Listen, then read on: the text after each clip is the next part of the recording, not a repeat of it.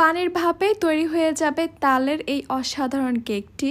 আসসালামু আলাইকুম everyone, welcome to Apsara's mini kitchen. আজকে আমি পানির ভাপে তাল নারিকেলের কেক তৈরি করে দেখাবো। আর এই তালের কেকটা অনেক বেশি সফট আর অনেক বেশি স্পঞ্জি হয়েছে। তৈরি করা একদমই সহজ আর খেতেও কিন্তু আমার কাছে দারুণ লেগেছে। আপনারা অবশ্যই এই কেকটি বাসায় তৈরি করে দেখবেন, সবাই খুবই পছন্দ করবে।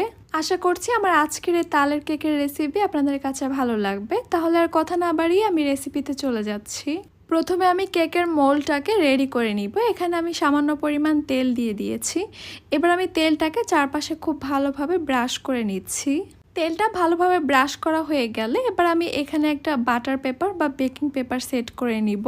এবার এই মোল্ডটাকে আমি একটা সাইডে রেখে দিচ্ছি। এবার আমি কেকের জন্য ব্যাটারটা তৈরি করব। আমি একটা বোলে নিয়ে নিচ্ছি প্রথমে 2টা ডিম। এরপর এখানে দিয়ে দিচ্ছি আমি হাফ কাপ চিনি।